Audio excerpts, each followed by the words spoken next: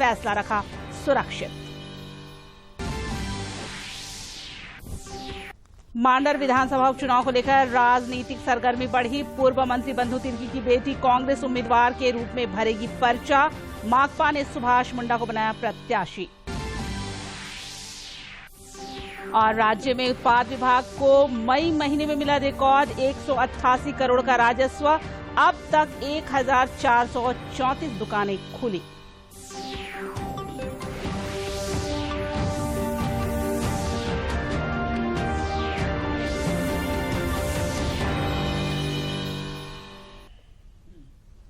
नमस्कार, खबरें झारखंड में आपका स्वागत है। मैं हूं निशा दीपिका सोरेन और अब समाचार विस्तार से।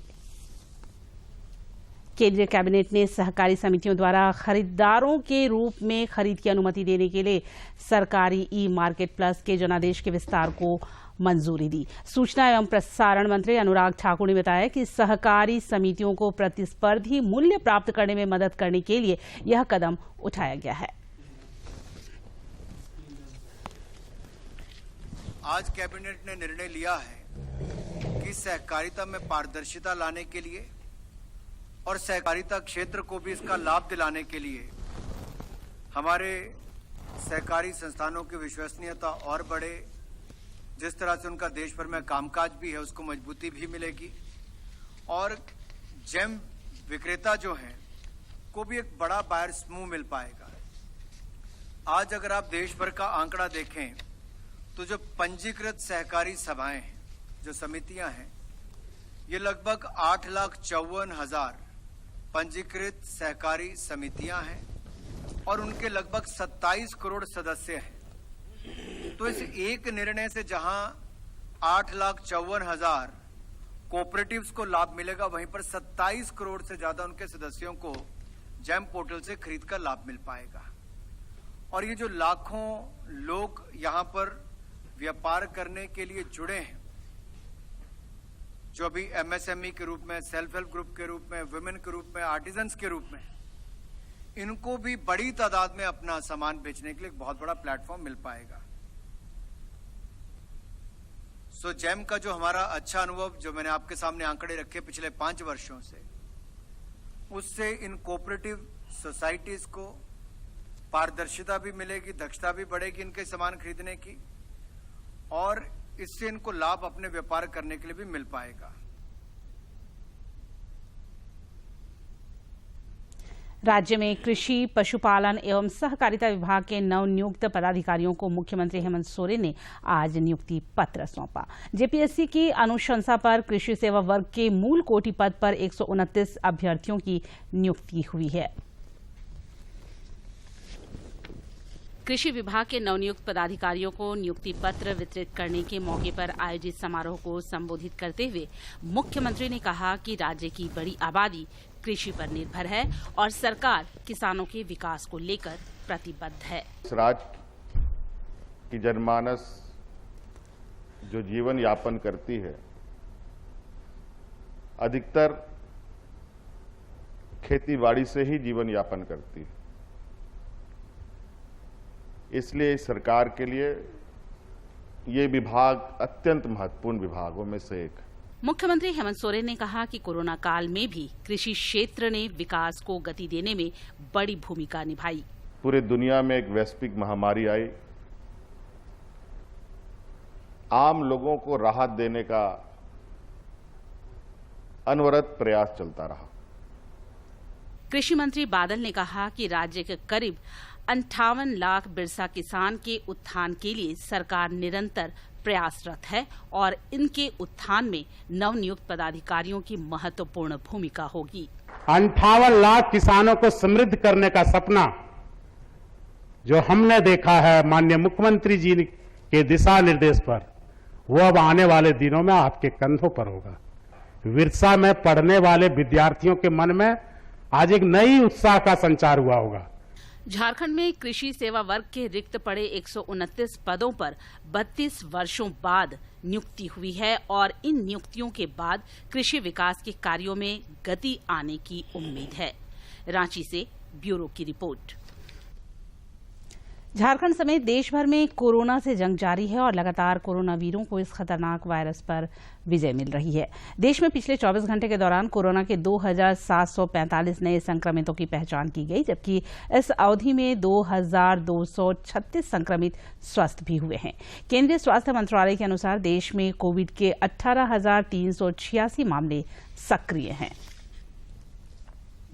देश में कोरोना को शिकस्त देने में टीकाकरण अभियान भी बेहद कारगर सिद्ध हुआ है और अब तक 1,93,57,00,000 से अधिक कोविड रोधी टीके लगाए जा चुके हैं।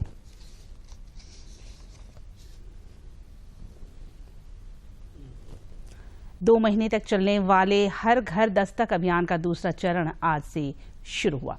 केंद्रीय स्वास्थ्य मंत्री डॉक्टर मनसुख मांडविया ने कहा कि सरकार देश के हर नागरिक को कोविड से सुरक्षा कवच प्रदान करने के लिए प्रतिबद्ध है। उन्होंने कहा कि अभी तक कोविड टीकाकरण से वंचित नागरिकों को वैक्सीन का सुरक्षा कवच प्रदान करने के लिए आज से पूरे देश भर में ब्लॉक 2 स्तर पर डोर टू डोर हर घर दस्तक 2 अभियान की शुरुआत हो रही है। इस अभियान का मुख्य फोकस स्कूल, कॉलेज, वृद्धाश्रम और जेल में टीकाकरण करना होगा।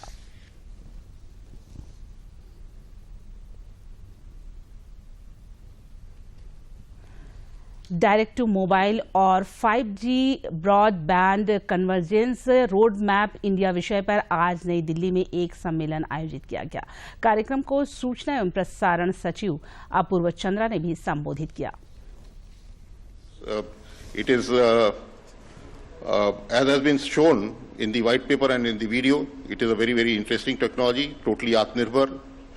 It is part of the vision of the Prime Minister, and I must compliment IIT Kanpur, Sankhya Labs and Prasar Bharati for taking up this demonstration of technology, and I hope that this proof of concept also succeeds. From the broadcaster's perspective, it will definitely be a huge benefit to them, because today the number of consumers for a broadcast are much limited. It is only the 20 crore or 21 crore households which have television, because today very few people watch news on the mobiles. But once this direct transmission happens, then I am sure the viewing habits will change and news consumption will grow manifold in the country.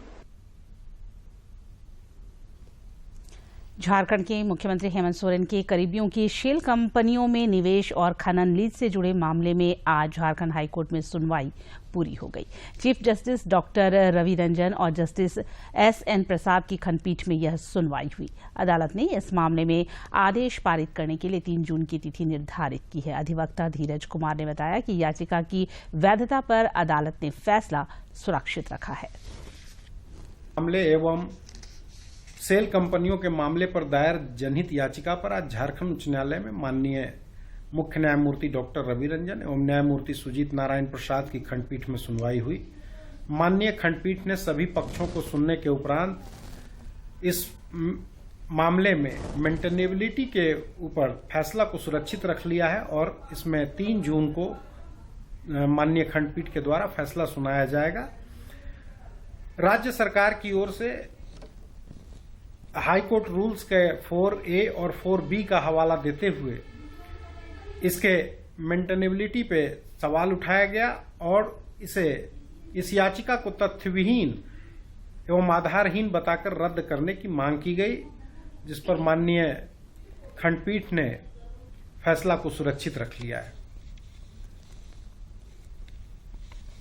राज्य सरकार की ओर से पूर्व रघुवर दास सरकार में शामिल 5 मंत्रियों की कथित आय से अधिक संपत्ति की जांच ACB से कराने का निर्णय लिया है। भाजपा के प्रदेश प्रवक्ता प्रदीप सिन्हा ने इसे बदलने की भावना से प्रेरित कर एक कदम करार दिया है। उन्होंने कहा कि किसी भी तरह की जांच से पार्टी को कोई डर नहीं है।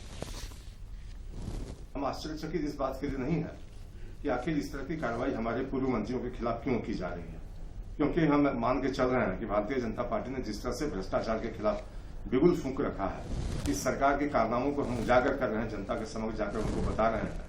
सरकार भारी दबाव में है और कहीं न कहीं जिस तरह से ED की भी कार्रवाई चल रही है, अधिकारी पकड़े गए, पैसों की बरामदगी हुई, राज्य सरकार के नाक के नीचे जिस तरह से कोयला बालू की तस्करी हो रही है, ये सारी चीजें यह बताने के लिए काफी है कि राज्य सरकार बिल्कुल नाकाम हो चुकी है।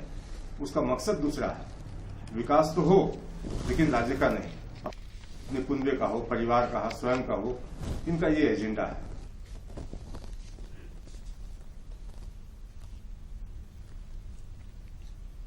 मानर विधानसभा उपचुनाव के लिए कांग्रेस की ओर से पूर्व मंत्री बंधु तिर्की की बेटी शिल्पी नेहा तिर्की को उम्मीदवार बनाए जाने का संकेत दिया गया है।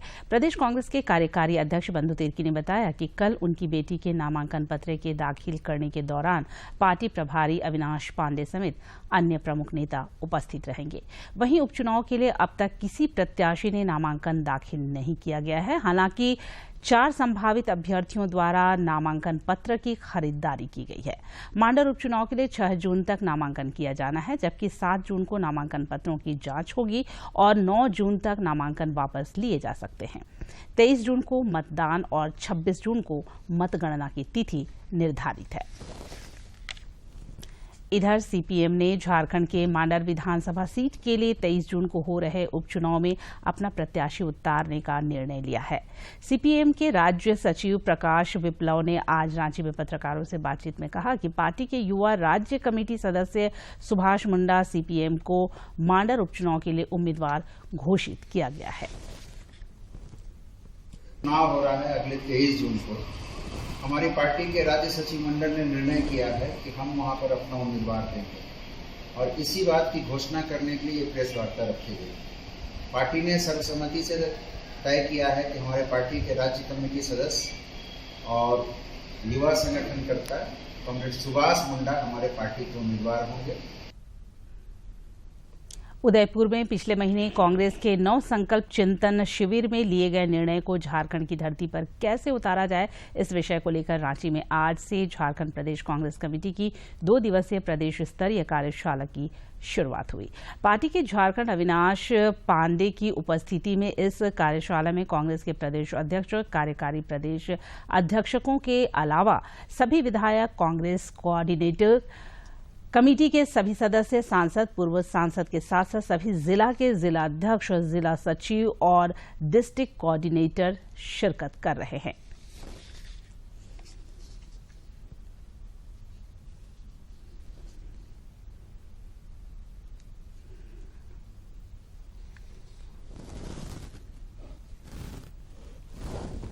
राज्य में पंचायत चुनाव के तीसरे और चौथे चरण के तहत डाले गए वोटों की गिनती कल से शुरू हुई, जो आज दूसरे दिन भी जारी है।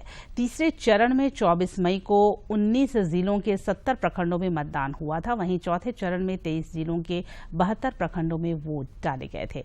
इधर राजधानी के पंडरा स्थित मतगणना स्थल में भी विभिन्न पदों के लिए मतों की गिनती का सिलसिला जारी रहा। बोकारो में भी उपायुक्त ने मतगणना स्थल का निरीक्षण किया। में जो नवाडी, चंद्रपुरा, चास, चंदन क्यारी प्रखंड के मतगणना का आज दूसरा दिन है। कुल मिलाकर दोनों प्रखंडों और चास, चंदन क्यारी में अगर हम लोग देखें तो 44 मतगणना का जो टेबल है वो चास प्रखंड में बनाया गया है और 36 चंदन क्यारी के लिए बनाया गया। 80 टेबल पर वहां पर काउंटिंग चल रही है और यहाँ पर नवाडी और चंद्रपुरा में कुल मिलाकर 16 और 18 34 टेबल्स पर काउंटिंग का कार्य किया जा रहा है। सुबह 8 बजे उत्पाद विभाग की नई शराब नीति की वजह से राजस्व संग्रहण में मई 2022 में 70% की बढ़ोतरी दर्ज की गई है, जो एक रिकॉर्ड है। नई नीति लागू होने के पूर्व अप्रैल 2022 में 109 करोड़ रुपए का राजस्व प्राप्त हुआ था, जबकि मई 2022 में 188 करोड़ रुपए की प्राप्ति हुई।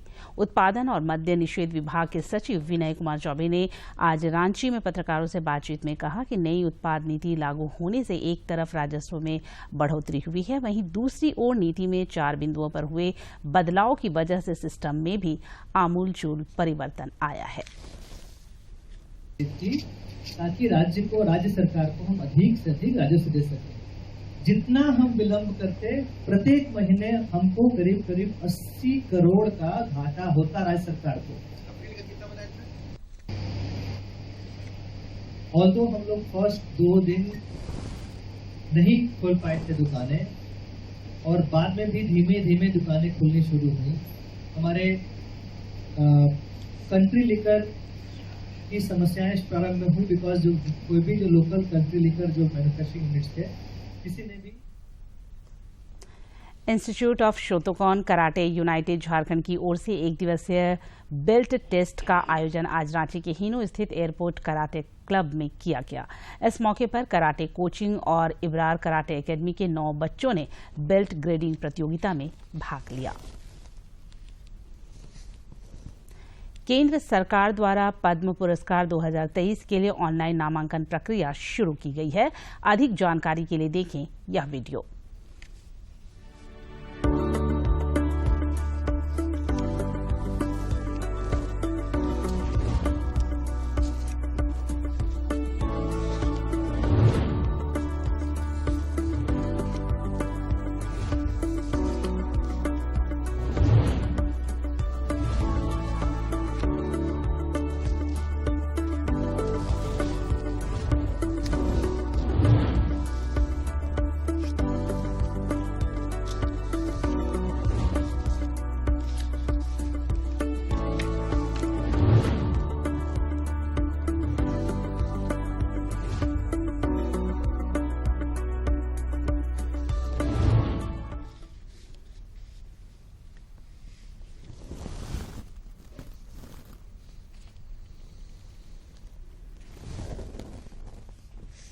राजधानी रांची समेत राज्य के कई हिस्सों में आज दोपहर बाद हुई बारिश से अधिकतम तापमान में गिरावट दर्ज की गई है।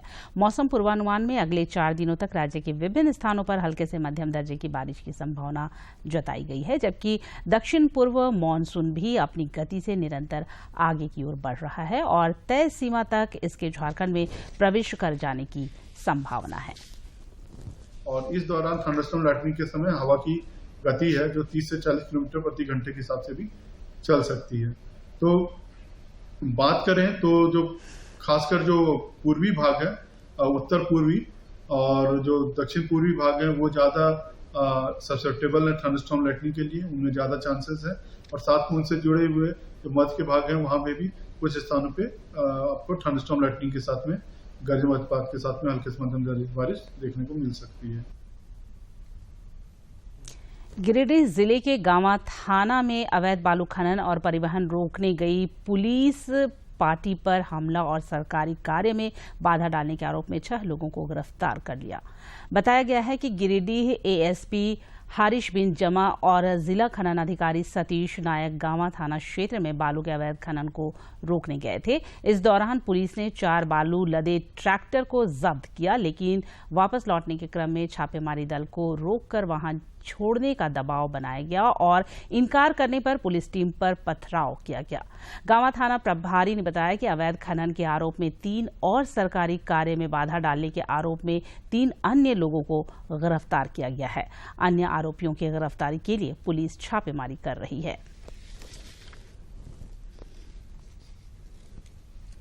भ्रष्टाचार निरोधक ब्यूरो एसीबी की टीम ने गढ़वा जिला मुख्यालय स्थित बिजली विभाग के कार्यालय में कार्यरत कंप्यूटर ऑपरेटर को आज घूस लेते हुए रंगे हाथ गिरफ्तार कर लिया। एसीबी की टीम ने उसे गिरफ्तार कर डाल्टनगंज ले गई, जहां उसके खिलाफ मुकदमा दायर होगा।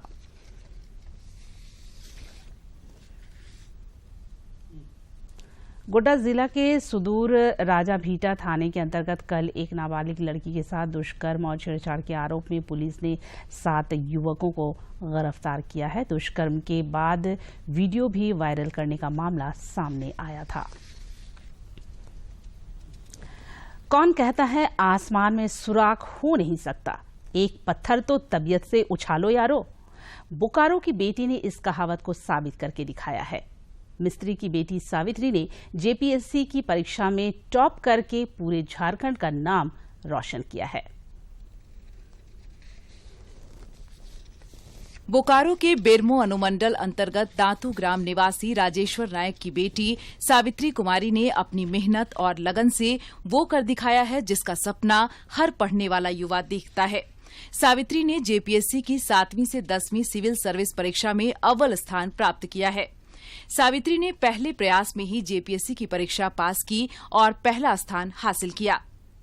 सावित्री बचपन से ही पढ़ाई में अच्छी थी।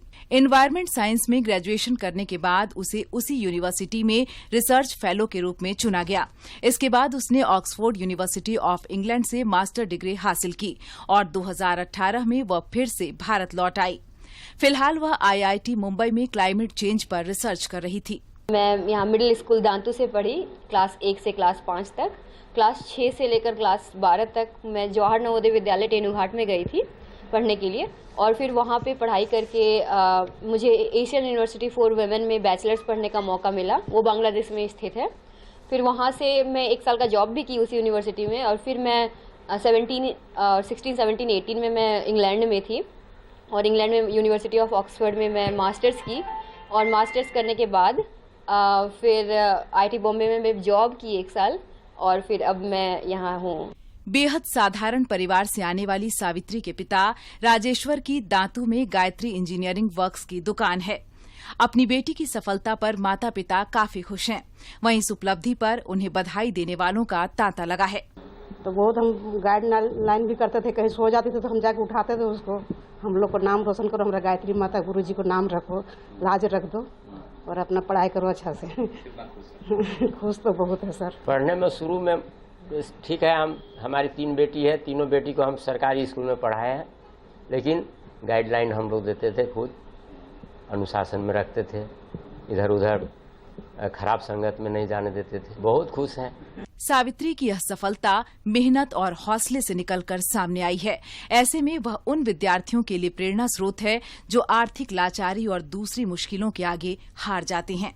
दूरदर्शन समाचार के लिए बोकारो से मनोज कुमार की रिपोर्ट। और अब कुछ खबर राज्य के विभिन्न जिलों से।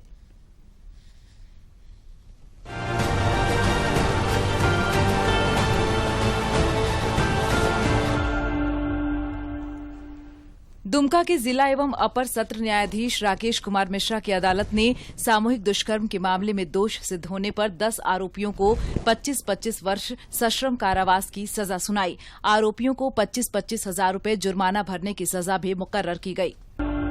मनरेगा के अंतर्गत शिकायतों की स्वतंत्र व निष्पक्ष जांच एवं सुनवाई के लिए नियुक्त लोकपाल द्वारा पारित अवार्ड से व्यथित पक्षों के लिए अपीलीय व्यवस्था के अंतर्गत 30 सदस्यीय लोकपाल अपीलीय प्राधिकरण का गठन किया गया है। प्राधिकरण के सदस्यों के मानदेय में प्रति सिटिंग 1000 रुपए की बढ़ोतरी की गई है। अब उन्हें हर सिटिंग के लिए 2500 रुपए का मानदेय मिलेगा। धनबाद के BCCL ब्लॉक 2 स्थित मधुबन कोलवासरी में अवैध खनन के दौरान चाल धंसने की घटना घटी है, जिसमें 1 मजदूर की मौत हो गई है, जबकि 1 मजदूर घायल हो गया है। वहीं साथी मजदूर मृतक और घायल को लेकर वहां से भाग निकले हैं। समय पर भवन निर्माण, अपार्टमेंट निर्माण का काम नहीं करने वाले 4 बिल्डरों को नोटिस दिया गया है। Jharkhand real estate regulatory authority ने चेतावनी जारी करते हुए कहा कि समय पर काम नहीं करने की वजह से क्यों नहीं पेनाल्टी की जाए। चाईबासा में TPSL समूह के आवास व कार्यालय में आज सुबह करीब 8 बजे आयकर अधिकारियों की टीम ने कार्रवाई शुरू की। जमशेदपुर और रांची से आई संयुक्त टीम ने यहां आयकर से संबंधित अपनी जांच शुरू की। TPSL समूह मुख्य रूप से लौह अयस्क के कारोबार से जुड़ा हुआ है। कंपनी का हेड ऑफिस चाईबासा में है। इसके अलावा कोलकाता व राउरकेला में भी इसके कार्यालय हैं। झारखंड सचिवालय में जल्द ही आशु लिपिक की बहाली होगी। कार्मिक विभाग के अधियाचना पर झारखंड राज्य कर्मचारी चयन आयोग ने इस सेवा में नियुक्ति के लिए विज्ञापन जारी किया है। स्टेनो के पद पर भी बहाली की जाएगी। रांची के चान्हो इलाके में अपराधियों ने बड़ी वारदात को अंजाम देते हुए 2 लोगों की गोली मारकर हत्या कर दी है, जबकि एक व्यक्ति गोली लगने से बुरी तरह घायल हो गया है। मिली जानकारी के अनुसार मंडा पूजा के अवसर पर नाच गाना कार्यक्रम के दौरान इस घटना को अंजाम दिया गया।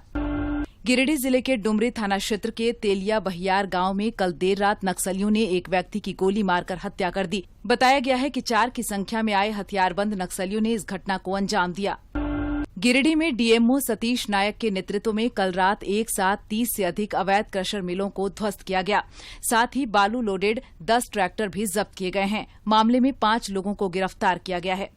साइकिल फॉर चेंज चैलेंज के तहत हो रहे 7 दिवसीय कार्यक्रम के तहत विमेन पावर साइकिलिंग का आयोजन किया गया। हरमू चौक से निकलकर हरमू हाउसिंग कॉलोनी के कई इलाके में साइकिल पर सवार महिलाओं ने जत्थे में चक्कर लगाया।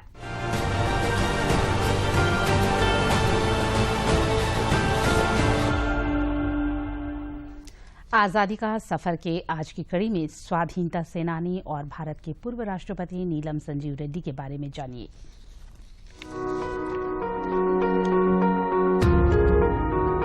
आज हम याद कर रहे हैं स्वाधीनता सेनानी और भारत के पूर्व राष्ट्रपति नीलम संजीव रेड्डी को। उनका जन्म आंध्र प्रदेश के वर्तमान अनंतपुर जिले में हुआ था। रेड्डी ने विश्वविद्यालय की शिक्षा पूरी की और अनंतपुर के सरकारी कला महाविद्यालय में पढ़ने लगे। जुलाई 1929 में महात्मा गांधी की अनंतपुर यात्रा के बाद रेड्डी स्वतंत्रता संघर्ष में शामिल हो गए। उन्होंने महाविद्यालय की पढ़ाई छोड़ दी और स्वाधीनता आंदोलन में कूद पड़े। वे यूथ लीग से निकटता से जुड़े थे और विद्यार्थी सत्याग्रह में भाग लेते थे। 1938 में रेड्डी आंध्र प्रांतीय कांग्रेस समिति के सचिव निर्वाचित किए गए। 1942 में भारत छोड़ो आंदोलन के समय रेड्डी को गिरफ्तार किया गया और अमरावती कारागार भेज दिया गया। कारागार में उन्होंने स्वतंत्रता सेनानियों टी प्रकाशम, एस सत्यमूर्ति, के कामराज और वीवी गिरी के साथ सजा काटी। रेड्डी 1945 में रिहा किए गए। 1946 में मद्रास विधानसभा के लिए निर्वाचित हुए। 1953 में वो आंध्र राज्य के उप मुख्यमंत्री बने और फिर 1956 में आंध्र प्रदेश के प्रथम मुख्यमंत्री बने। उन्होंने 1964 से 1967 तक कैबिनेट मंत्री के रूप में कार्य किया और 1967 से 1969 तक लोकसभा के अध्यक्ष रहे। रेड्डी 1977 में भी सांसद चुने गए जब वे लोकसभा अध्यक्ष रहे। उसके 3 महीने बाद नीलम संजीव रेड्डी निर्विरोध भारत के 6ठे राष्ट्रपति बने। 1 जून 1996 को उनका निधन हुआ। महान राष्ट्रवादी नेता को हमारा नमन। हम आज वीर इसावी सिंह को भी याद कर रहे हैं। वो उत्तर प्रदेश के जौनपुर के निवासी थे। इसावी सिंह 1857 में भारत के प्रथम स्वतंत्रता संघर्ष के समय जौनपुर में अंग्रेजों से लड़ रही सेना में शामिल हो गए। उन्होंने सरकारी गोदाम लूटने के अभियान में भाग लिया और वहीं गोदाम के संरक्षक डेविस की हत्या कर दी। इसावी सिंह को पकड़ लिया गया और मृत्यु दंड की सजा दी गई। उन्हें 1 जून 1858 को फांसी दे दी गई। वीर इसावी सिंह को हमारा शत शत नमन। हम आज वीर त्रिलोकीनाथ गुचैत का भी स्मरण कर रहे हैं। वे पश्चिम बंगाल के मेदिनीपुर जिले के निवासी थे। उन्होंने सविनय अवज्ञा आंदोलन के समय कोई कर नहीं अभियान में भाग लिया था। 1 जून 1930 को पुलिस की गोली लगने से उनकी मृत्यु हुई। आज कार्तिक मिश्र की भी पुण्यतिथि है। उनका निधन 1 जून 1930 को हुआ था। कार्तिक बंगाल के सेरामपुर गांव के निवासी थे। विद्यार्थी जीवन में ही वो सत्याग्रह में शामिल हो गए। 1 जून 1930 को नमक सत्याग्रह के समय प्रताप दिघी में पुलिस लूट और आक्रमण का समाचार सुना तो अत्याचार के विरोध में कार्तिक के साथ 200 लोग प्रदर्शन के लिए एकत्र हो गए। पुलिस ने अंधाधुंध गोलीबारी शुरू कर दी। गोलीबारी में 2 लोग मारे गए और अनेक घायल हुए। मृतकों में कार्तिक भी थे। धरती माँ के वीर सपूत को हमारी भावभीनी श्रद्धांजलि। और अंत में मुख्य समाचार एक बार फिर।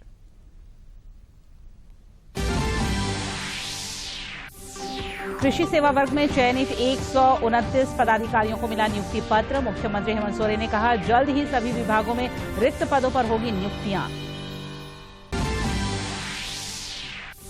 झारखंड उच्च न्यायालय में मुख्यमंत्री हेमंत सोरेन से जुड़ी शेल कंपनी और खनन पट्टा लीज मामले में हुई सुनवाई। दोनों पक्षों को सुनने के बाद अदालत ने फैसला रखा सुरक्षित। मांडर विधानसभा उपचुनाव को लेकर राजनीतिक सरगर्मी बढ़ी। पूर्व मंत्री बंधु तिर्की की बेटी कांग्रेस उम्मीदवार के रूप में भरेगी पर्चा।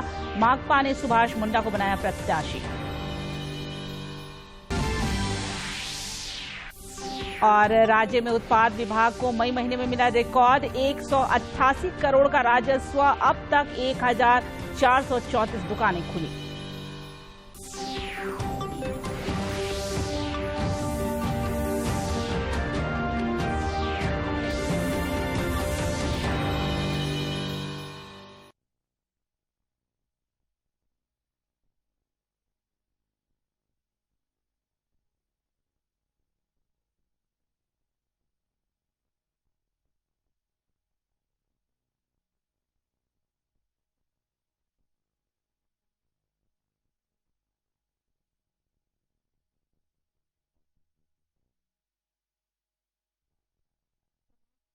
Gravity and physics don't call the shots, and sound travels slower than you. This is a different kind of place. That's why we're looking for different kind of people.